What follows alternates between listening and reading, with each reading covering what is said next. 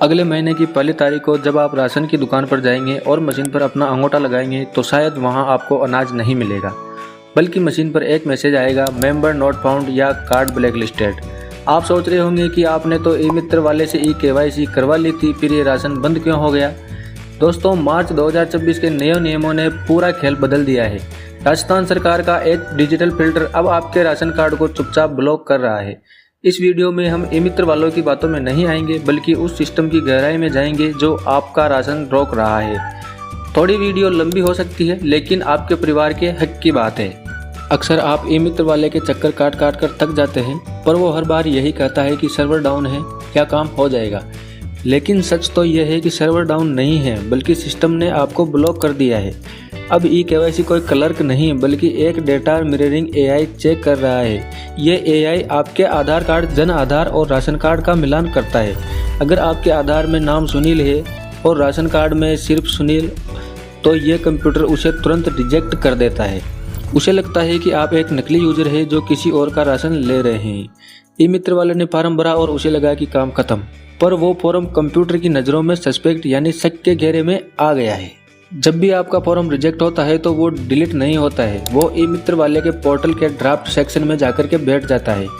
यही सबसे बड़ा धोखा होता है। आप ई मित्र वाले के पास जाते हैं, वो कहता है नया फॉर्म भरना पड़ेगा, लेकिन जैसे ही वो नया फॉर्म भरता है तो कंप्यूटर डुप्लीकेट एप्लीकेशन का एरर दे देता है। जब तक उस पुरानी फाइल को सही नहीं किया जाएगा, नया राशन कार्ड कभी नहीं बनेगा। ई मित्र वाले को कहिए कि ड्राफ्ट वाली फाइल को एडिट करे, नया फॉर्म न भरे।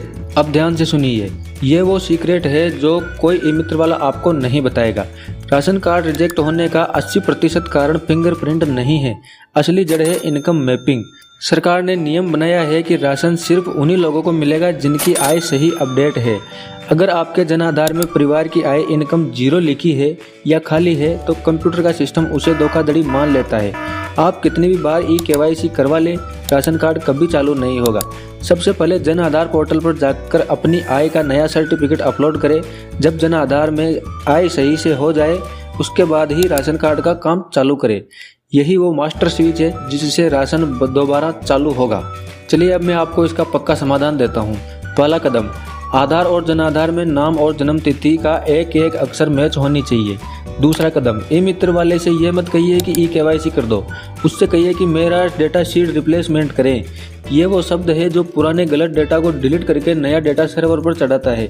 तीसरा कदम, अगर फाइल 15 दिन से ज़्यादा अटकी हुई है तो ड्राफ्ट से फॉर्म का प्रिंट निकालिए और अपने तहसील के फूड इंस्पेक्टर के पास जमा कराइए।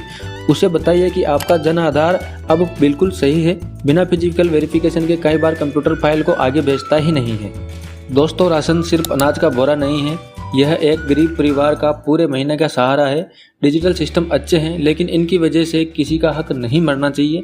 इसलिए मैंने ये थोड़ी सी रिसर्च की थी ताकि आप ई मित्र वालों के चक्कर काटने से बचे। अगर आपको स्टेटस चेक करना है या फिर कोई भी दिक्कत आती है तो मुझे नीचे कमेंट में अपना एरर कोड जो भी वो दिखा रहा है वो टाइप कर सकते हैं। मैं खुद चेक करके आपको बताऊँगा कि आपकी फाइल ड्राफ्ट में है या रिजेक्ट हो गई है। सही जानकारी ही आपके परिवार का बचाव है। और इससे पहले अगर जन आधार में कैसे इनकम अपडेट करनी है, जन आधार कार्ड रिजेक्ट क्यों हो रहा है, इससे पहले वाला वीडियो मैंने बनाया था, वो मैं एंड स्क्रीन पे लगा दूंगा, आप उसे देख सकते हैं बाद में। तब तक के लिए सचेत रहिए और देखते रहिए प्रतिहार टेक। मिलते हैं अगले वीडियो में। जय हिंद, जय भारत, जय राजस्थान।